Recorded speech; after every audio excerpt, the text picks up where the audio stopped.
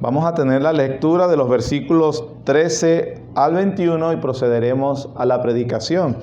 Síganme con su vista la lectura mientras yo leo en voz alta. El Espíritu Santo dice así.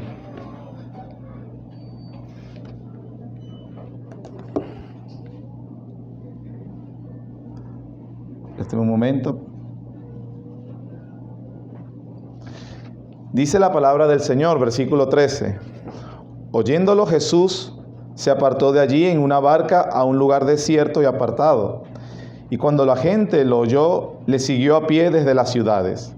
Saliendo Jesús, vio una gran multitud y tuvo compasión de ellos y sanó a los que de ellos estaban enfermos. Cuando anochecía, se acercaron a él sus discípulos diciendo: el lugar es desierto y la hora ya pasada. Despide a la multitud para que vayan por las aldeas y compren de comer. Jesús les dijo: no tienen necesidad de irse, dadle vosotros de comer. Y ellos dijeron: no tenemos aquí sino 5 panes y 2 peces. Él les dijo: traédmelos acá. Entonces mandó a la gente recostarse sobre la hierba, y tomando los 5 panes y los 2 peces, y levantando los ojos al cielo, bendijo, y partió y dio los panes a los discípulos, y los discípulos a la multitud. Y comieron todos, y se saciaron, y recogieron lo que sobró de los pedazos, 12 cestas llenas. Y los que comieron fueron como 5,000 hombres, sin contar las mujeres y los niños. Pidamos la bendición del Señor. Padre bendito, por los méritos de nuestro Señor Jesús, nuevamente nos acercamos a su presencia y continuamos en adoración. En este preciso momento, Señor, queremos rogarte para una bendición y gracia especial en la exposición de tu palabra. Te suplicamos, Señor, que nos impartas el pan de vida a nuestras almas hambrientas. Y lo suplicamos, Señor, porque tu palabra nos revela que eres compasivo y misericordioso. Ve nuestra hambre, Señor, nuestra necesidad, y con tu poder sácianos. En el nombre de Jesús. Amén. El milagro que acabamos de leer es quizás el más notable de todos los milagros que hizo el Señor Jesús. De todos sus milagros, ninguno fue tan público como este. Aproximadamente lo hizo estando presente unas 20,000 personas. Porque Mateo dice que eran 5,000 hombres sin contar las mujeres. A eso añádele las esposas y probablemente más de algún hijo. La importancia de este milagro se deja ver en que es el único milagro de todos los que hizo el Señor Jesús que se narra en los 4 evangelios, así como la crucifixión y la resurrección, mostrándonos que es un milagro que requiere una atención especial por parte de todos los creyentes. Debemos recordar que los milagros también en la Biblia se le llaman señales. Señales que servían para apuntar la identidad de Jesús. No eran para el entretenimiento de las masas o tampoco como una especie de publicidad para llamar la atención. Los milagros del Señor tenían el propósito de resaltar un aspecto de Cristo para aumentar nuestra fe con la finalidad de que creamos que Jesús es el Hijo de Dios encarnado, el Mesías Redentor, que vino a dar su vida en la cruz y que recibió el desprecio de los hombres por causa de nuestros pecados. Vamos de una vez al texto. En primer lugar, en el versículo 13, Mateo nos dice: oyéndolo Jesús se apartó de allí en una barca a un lugar desierto y apartado. Mateo nos habla de que el Señor Jesús se vio en la obligación o en la necesidad de hacer un retiro. Existen 2 razones para este retiro. En primer lugar, por descanso. Quería darle vacaciones a los discípulos. Lucas capítulo 9, versículos 10 y 11 nos dice de este relato: vueltos los apóstoles le contaron todo lo que habían hecho. Los apóstoles habían sido comisionados a hacer una obra evangelizadora por el país, de todo el país de Israel. Aproximadamente habían estado los últimos 12 meses predicando el evangelio y sanando a muchos. Lucas nos dice aquí entonces que ellos estaban reencontrándose con Jesús. Y dice Lucas, tomándolos a esos 12 apóstoles, se retiró aparte a un lugar desierto, a una ciudad llamada Betsaida. El Señor entonces vio que tenía necesidad de estar a solas con sus discípulos y que al mismo tiempo ellos estaban en necesidad de contarle a Él, de hacer un reporte de todo lo que habían hecho durante todos esos meses. También las ocupaciones eran tantos cuando se reencontraron que ellos necesitaban descansar porque por la multitud y por tanta solicitud no tenían ni siquiera tiempo de comer. Marcos 6:31 lo leímos en la lectura general, dice que Jesús le dijo a sus discípulos: venid vosotros aparte a un lugar desierto y descansad un poco, porque eran muchos los que iban y venían, de manera que ni aún tenían tiempo para comer. Entonces, hermanos, el retiro que el Señor está queriendo hacer a los discípulos y con Él, tenía la intención de ser temporal, sí, pero tenía el propósito de descansar y de reponer fuerzas. Pero vemos que a pesar de que el Señor desea darle un tiempo de descanso a sus discípulos, ellos se encuentran junto con el Señor trabajando entre la multitud. Mateo 13, la parte B dice: y cuando la gente lo oyó, le siguió a pie desde las ciudades. A pesar de que se encuentra nuevamente entre la multitud y trabajando, el Señor busca darles a los discípulos ese merecido y deseado descanso. Lo podemos ver en el versículo 22, después de narrar el milagro de los 5,000, en el versículo 22 de Mateo 14 dice: enseguida Jesús hizo a sus discípulos entrar en la barca e ir delante de él a la otra ribera, entre tanto que él despedía a la multitud. Busca vacación y reposo, no lo consigue, los atiende y procura sacar a los discípulos del bullicio de la muchedumbre. Les dice: métanse mientras yo te entretengo aquí. Bueno, no entretengo, perdón, no quise decir esa palabra. Mientras yo me ocupo de ellos y ustedes agarren la barca y váyanse a otro lugar. Sin embargo, ese deseo o ese nuevo intento de descanso es también frustrado. El versículo 34 nos dice: y terminada la travesía, vinieron a tierra de Genesaret. Cuando le conocieron los hombres de aquel lugar, enviaron noticia por toda aquella tierra alrededor y trajeron a él todos los enfermos. Así que un segundo intento por descanso se ve nuevamente interrumpido o frustrado por la multitud que solicitaba al Señor Jesús. También Juan, que narra este mismo acontecimiento, nos dice que ya el Señor Jesús ya estaba involucrado entre la multitud, predicando y enseñándoles. Juan de hecho registra que aquel gran mensaje sobre el pan de vida.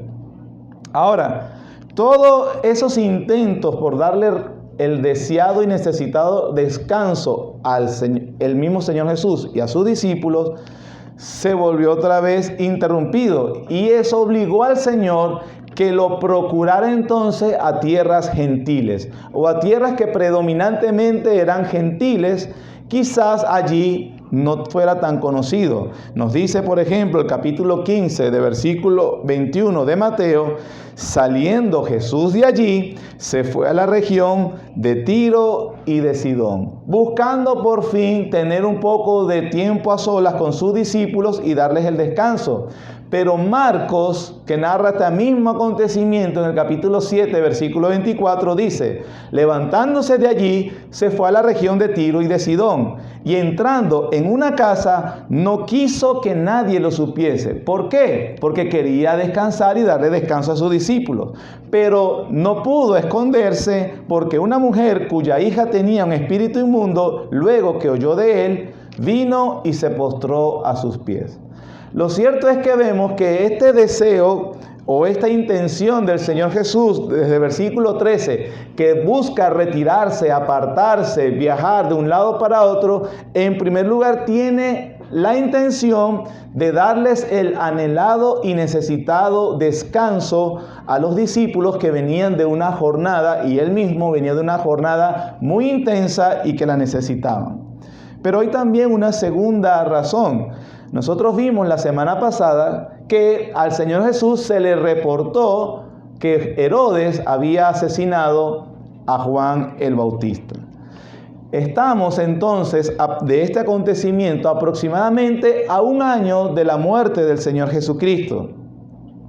Y precisamente porque son los últimos meses del ministerio público del Señor Jesús, su identidad cada vez es más clara, y al mismo tiempo, al la identidad estar clara, la animosidad contra él también aumenta. Aumenta por parte de los gobernantes, aumenta por parte de los líderes y aumenta por parte del ciudadano común que estaba insatisfecho por las prerrogativas del Señor Jesús.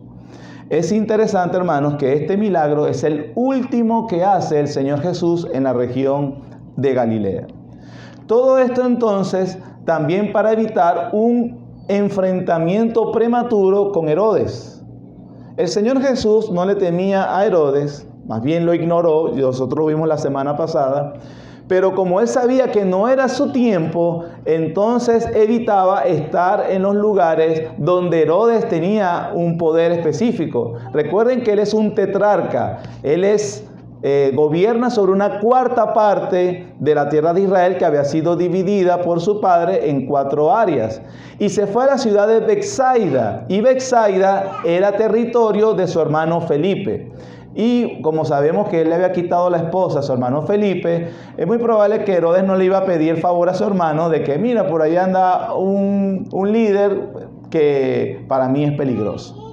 Así que bueno, vemos el panorama más o menos de por qué el Señor está procurando estar en lugares desiertos y está procurando evitar el bullicio de las personas. Sin embargo, Mateo nos dice que en el versículo 14, saliendo Jesús, vio una gran multitud y tuvo compasión de ellos y sanó a los que de ellos estaban enfermos.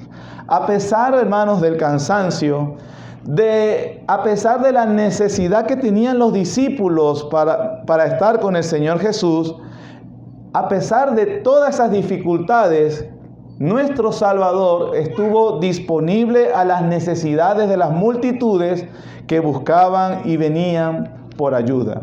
El Señor pudo decirles, otra vez ustedes. Vine a descansar, necesito tener quietud. Mis discípulos necesitan un poco de descanso. Por favor, vuelvan después. Traten de respetar nuestras necesidades y prioridades.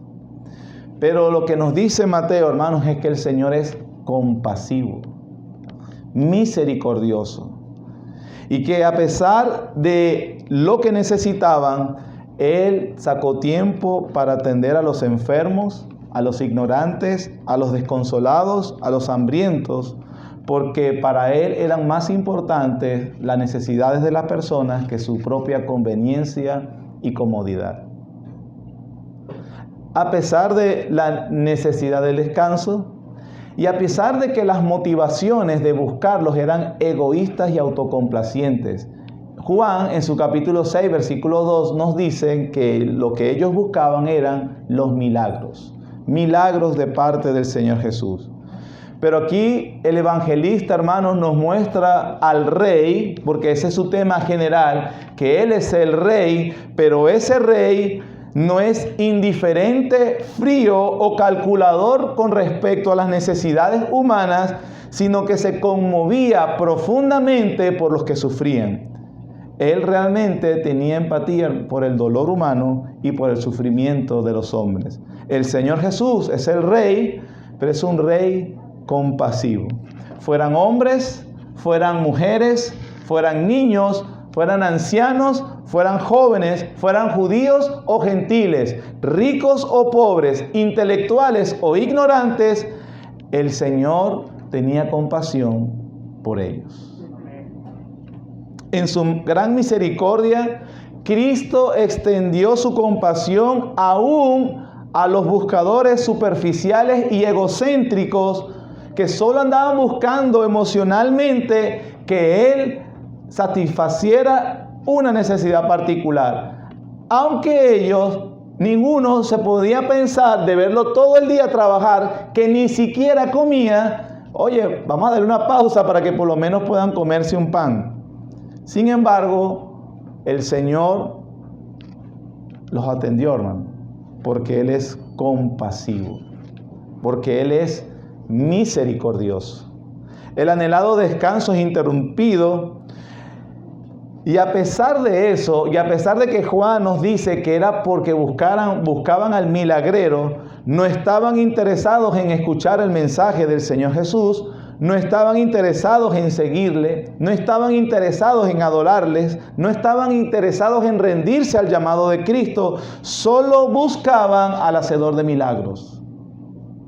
Un autor dice: una fe basada en milagros nunca es tan grata para Dios como la fe que se basa en su palabra. La palabra de Dios no precisa milagros para ser verificada, porque todo lo que dice es cierto, no puede ser nunca falso, y esto debe ser suficiente para todos.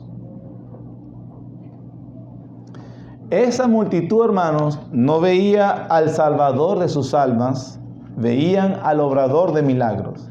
Se conformaban por recibir el beneficio inmediato, pero lamentablemente no veían a aquel a quien podían confiarle toda su alma. Realmente no es muy distinto hoy. Las personas o la muchedumbre está hambrienta de emociones, hambrientas de cosas nuevas, hambrientas de que los motiven, hambrientos de que le digan algo que los entusiasme. Por eso acuden en masas a los milagreros estafadores. La diferencia es que los de hoy son estafadores, que el Señor Jesús no era un estafador, por supuesto, o a aquellos que se caracterizan por gran elocuencia. Es una realidad de que el hombre en masa, el hombre de masa, siempre quiere que se le entretenga, siempre quiere que se le dé o se le supla su necesidad inmediata. Esa es la razón del éxito de la televisión, el cine, los conciertos, los parques, los partidos de fútbol, de béisbol, de básquet. Esa multitud hambrienta de entretenimiento, como la de hoy, tienen poco interés de aprender, poco interés de crecer, poco interés de madurar y poco interés de hacer lo que verdaderamente Dios quiere que hagan. Pero vimos que a pesar de eso el Señor es compasivo y misericordioso. A pesar de sus intenciones superficiales, aún el Señor muestra disponibilidad compasiva. Dice el capítulo 14, versículos 13a y b: y le siguió de pie mucha gente desde las ciudades, y saliendo Jesús vio una gran multitud y tuvo compasión de ellos y los sanó, y sanó a los que de ellos, estaban enfermos. El Señor sabía que el interés era superficial, que no venían por la salvación de sus almas. Sin embargo, el Señor no consideró a esa multitud como una molestia. En cambio, compasivamente atendió sus necesidades. Porque, hermanos, ese es nuestro Rey compasivo. El Señor vino a buscar a lo que se había perdido y no desperdició ningún tiempo para hacerlo. Su amor por la humanidad caída en el pecado es tan grande que prefirió abandonar su tiempo de descanso y sanarlos del cuerpo, aunque su interés principal era sanarles el alma. ¿Por qué? Porque en la lectura que tuvimos de Marcos 6:34, Marcos dice: salió Jesús y vio la gran multitud, tuvo compasión de ellos, y añade: porque eran como ovejas que no tenían pastor, y comenzó a enseñarles muchas cosas. el interés principal no era llenarles la panza meramente, era enseñarles sobre el reino de Dios. Dios había puesto gobernantes, sacerdotes para que pastoreasen a Israel y le suplieran sus necesidades espirituales y físicas. Pero muy pronto vemos a los profetas denunciando que ellos, en vez de hacerlo así, lo que hacían era apacentarse a sí mismos. Explotaban al pueblo de Dios en todo sentido. Así lo dijo el profeta Ezequiel en el capítulo 34. Ezequiel capítulo 34, versículos 2 y 5, dice 2 al 5, dice de la siguiente manera: Hijo de hombre, profetiza contra los pastores de Israel. Profetiza y di a los pastores: así ha dicho Jehová el Señor: ay de los pastores de Israel que se apacientan a sí mismos. ¿No apacentan los pastores a los rebaños? Coméis la grosura y os vestís de la lana, la engordada degolláis, mas no apacentáis a las ovejas. No fortalecisteis las débiles, ni curasteis a la enferma. No vendasteis la perniquebrada, ni volvisteis al redil a la descarriada. Ni buscasteis la perdida, sino que os habéis enseñoreado de ellas con dureza y con violencia, y andan errantes por falta de pastor, y son presa de todas las fieras del campo, y se han dispersado. Cuando Cristo entonces vio a la multitud, no las vio como personas fastidiosas y cansonas, que no entienden el evangelio, que son torpes e incrédulos, y que solamente buscan lo que les satisface. Cristo entonces trae a la memoria Ezequiel 34 y los ve como ovejas que no tienen pastor. Pero Dios, a través de Jeremías, también había prometido verdaderos pastores que pastorearían a su pueblo con ciencia y con piedad. Mateo nos está diciendo en este episodio que Jesús es el cumplimiento de esa promesa. Dios mandó al pastor de pastores, al verdadero, al que sí apacienta sus ovejas y las trae al redil. El pastor de pastores, el Señor Jesús, fue tan compasivo en ese momento como también lo es hoy. Y mira a todos los que estén buscando ese algo que los satisfaga, que acuden a las drogas, a la inmoralidad sexual, a las religiones paganas, a las filosofías humanistas, al odio, a la violencia, al alcohol, al falso amor. Pero Cristo compasivamente continúa mirando a esa multitud a través de su iglesia, sus ministros y de su pueblo en general. Y les lleva el mensaje de la salvación, porque Él es compasivo. Hemos visto entonces la introducción que obligó al Señor a hacer esos retiros. En segundo lugar, hemos visto también que a pesar del interés superficial y egoísta de la multitud, Él tuvo disponibilidad compasiva. En tercer y último lugar, vamos a ver que el Señor inclusive también hace una prueba a los discípulos. Lo vemos en el capítulo 14, versículos 15 al 21. Cuando anochecía, se acercaron a Él sus discípulos diciendo: el lugar es desierto y la hora ya pasada. Despide a la multitud para que vayan por las aldeas y compren de comer. Jesús les dijo: no tienen necesidad de irse, dadle vosotros de comer. Y ellos dijeron: no tenemos aquí sino 5 panes y 2 peces. Él les dijo: traédmelos acá.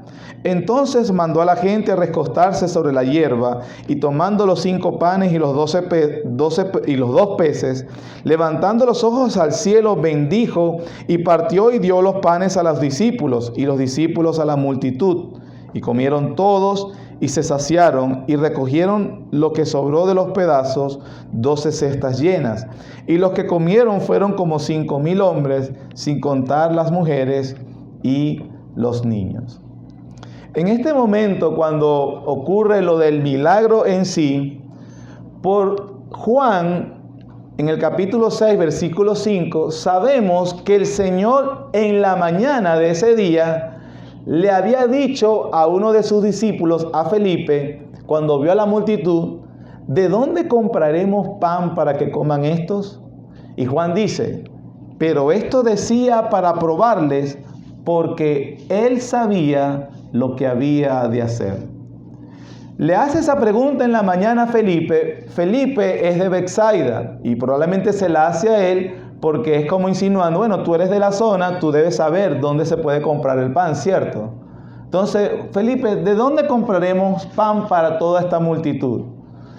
Y aparentemente lo dejó con ese problemón desde la mañana.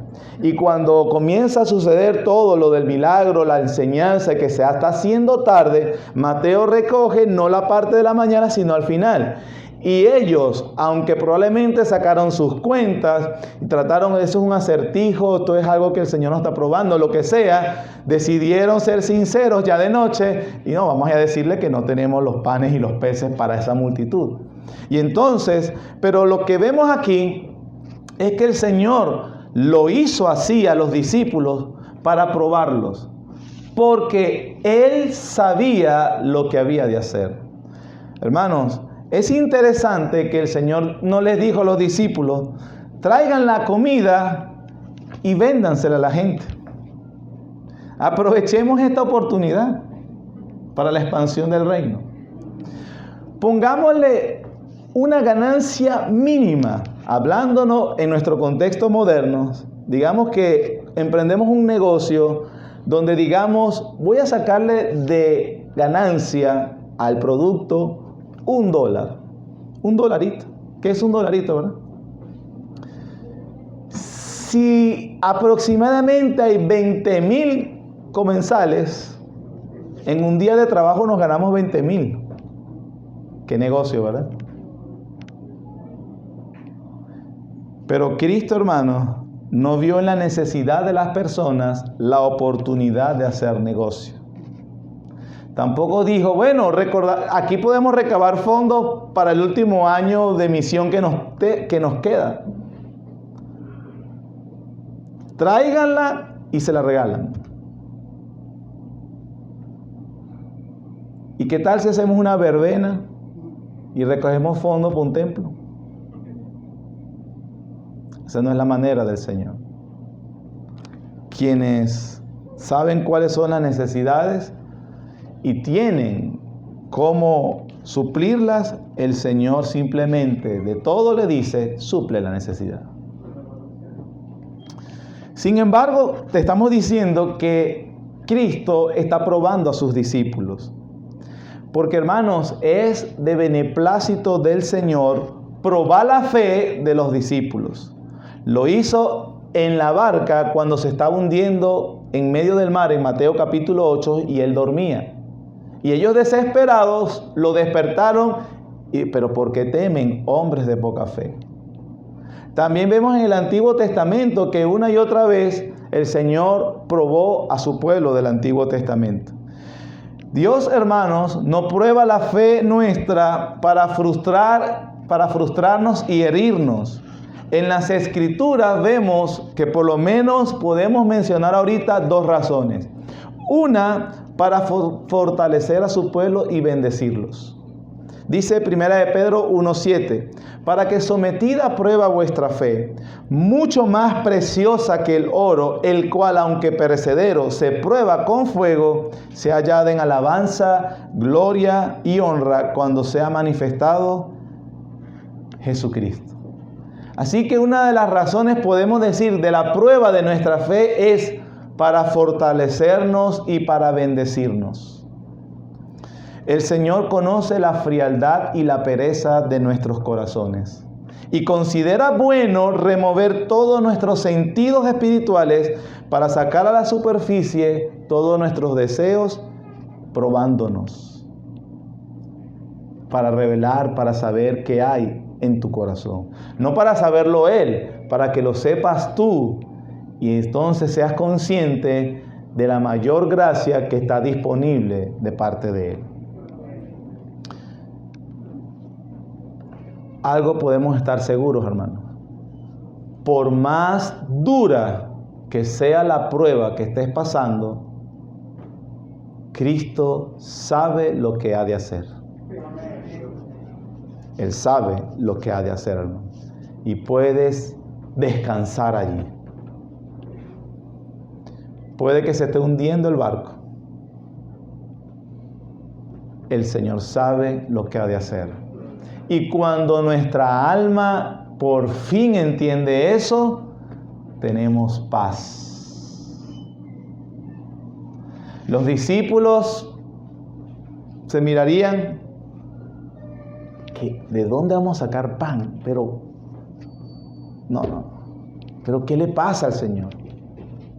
Y va pasando el tiempo y la presión aumentaría a medida que pasaba el tiempo. Pedro, ¿cuánto puedes pescar tú mientras el Señor predica? No, 20,000 no voy a pescar. O si te ayuda el otro o aquel. Ellos simplemente no debieron buscar en su bolsillo cómo iban a hacer. Ellos debieron haber hecho la respuesta inmediata. Señor, nosotros no sabemos, pero tú sí. Tú sí puedes. Pero eso en primer lugar, fortalecer y bendecirnos nuestra fe. Pero una segunda razón, hermanos, es que el Señor quería crear compasión en los discípulos.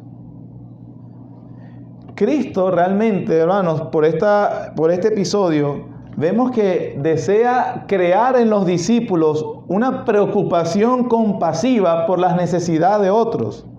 Al parecer, los discípulos tenían la tendencia de querer deshacerse de la gente. Por ejemplo, en Mateo 14:15 nos dice: cuando anochecía, se acercaron a él sus discípulos diciendo: el lugar es desierto y la hora ya pasada. ¿Qué dicen? Despide a la multitud. Son un problemón. Pero vean Mateo 15, versículo 22. En otra ocasión, he aquí una mujer cananea que había salido de aquella región clamaba diciéndole: Señor, hijo de David, ten misericordia de mí, mi hija es gravemente atormentada por un demonio. Pero Jesús no le respondió palabra. Entonces, acercándose sus discípulos, le rogaron diciendo que despídela, pues da voces tras nosotros. En Mateo capítulo 18 se acercan unos personas trayéndole niños al Señor Jesús y nuevamente se consideran molestosos y fastidiosos y dicen que los discípulos despedían a la gente con los niños. Y Jesús nuevamente, ya va, déjenlo. Conchale, ustedes no saben para qué equipo juegan. Lo cierto es que el Señor quiere crear en su pueblo compasión también. A veces la primera solución no es deshacerse de la gente, por más cansado que se esté. El Señor quiere que pensemos compasivamente de las personas. Algunas aplicaciones para terminar. El Señor, hermanos, como lo dijimos, que miró a la multitud con compasión, mira también con compasión a los que se han reunido aquí. Cada domingo nuestro Señor está atento a las necesidades de los que asisten. Conoce tu cuenta bancaria, conoce tu trabajo, conoce tus enfermedades, conoce tus preocupaciones y conoce tus dolores. Y es de consuelo saber, hermanos, que cuando nos reunimos como iglesia, contamos con la mirada compasiva del Señor Jesús. Mirada compasiva para cada uno. Miramos y contamos con la mirada benevolente del Señor, que se goza en dar bendición y vida eterna, consolar y alimentar a su pueblo, aunque sea usando 5 panes y 2 pececillos. Hermanos, Al contrario del eslogan que empezó con la pandemia, no te quedes en casa. En el día del Señor, perdiendo la oportunidad de que Él te mire en medio de la multitud y te dispense el pan que necesita tu alma hambrienta. Aunque vengas por motivos equivocados, como la multitud lo hacía a menudo, aunque vengas buscando lo que verdaderamente el Evangelio no te ofrece, algunas personas buscan resolver el matrimonio, la economía personal,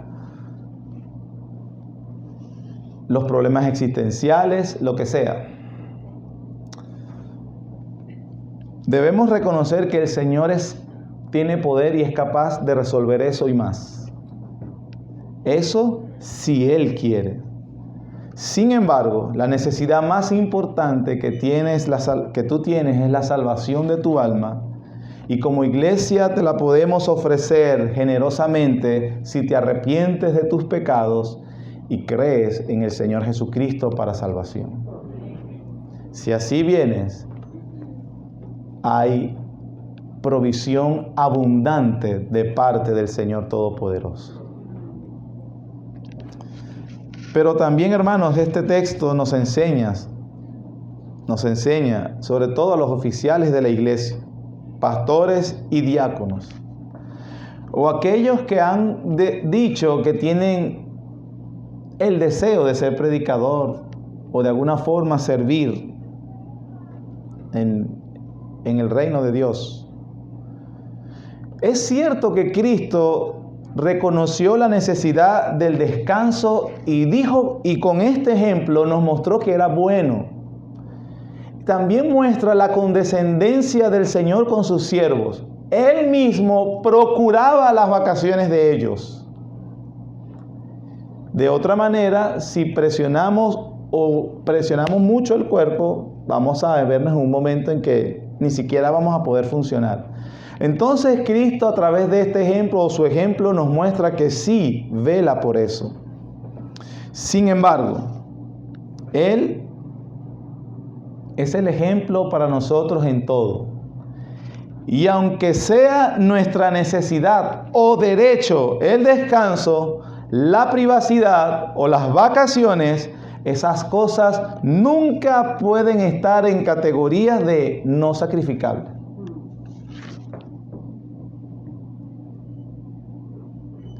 Primero, sí es bueno el descanso y a veces un tiempo de ocio. Pero como también Cristo enseña, nunca en una categoría de no sacrificable. Así lo entendió el mismo apóstol Pablo. Primera carta de Pablo a los Corintios, capítulo 9.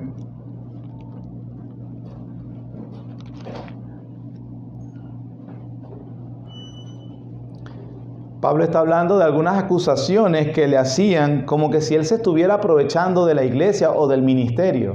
Y entonces Pablo le dice algunas cosas a la iglesia y miren cómo escribe. Capítulo 9, versículo 4. ¿Acaso no tenemos derecho de comer y beber? ¿No tenemos derecho de traer con nosotros a una hermana por mujer, como también los otros apóstoles y los hermanos del Señor y Cefas? ¿O solo yo y Bernabé no tenemos derecho de no trabajar?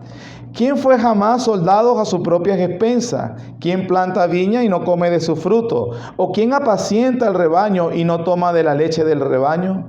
Digo esto solo como hombre, ¿no dice esto también la ley? Porque en la ley de Moisés está escrito, no pondrás bozal al buey que trilla. ¿Tiene Dios cuidado de los bueyes o lo dice enteramente por nosotros? Pues por nosotros se escribió, porque con esperanza debe arar el que ara y el que trilla con esperanza de recibir el fruto.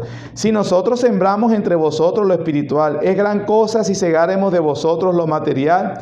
Si otros participan de este derecho sobre vosotros, ¿cuánto más nosotros? Y como dice después, pero no hemos usado de este derecho, sino que lo soportamos todo por no poner ningún obstáculo al Evangelio de Cristo. Y más adelante, en el versículo 23, le dijo, y esto lo hago por causa del Evangelio, para hacerme copartícipe de él. ¿Dónde aprendió Pablo eso? Él leyó Mateo 14, 13. A veces es necesario y se puede procurar. Por lo tanto, hermanos, le digo a los oficiales, pastores y diáconos y a todo aquel que pretenda ser o espere o aspira a servir al Señor, o por lo menos en esta iglesia local, los que asisten deben percibir en ellos disponibilidad y accesibilidad. Porque así lo hacía el Señor.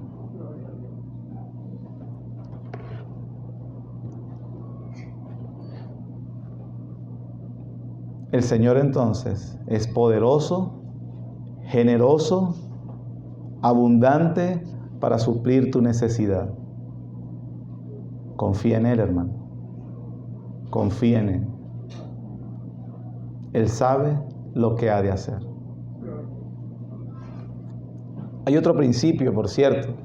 A pesar de que quien proveyó todo eso es el dueño de todo, proveyó abundante y generosamente para todos, porque dice, y los que comieron quedaron saciados. Es como decir, quedaron satisfechos. Usted sabe que hay una gran bendición, o no es tan bendición, comer un pan que en vez de masa tiene aire, y que el relleno se lo echaron con ventilador. Es triste, ¿verdad? Le ha pasado.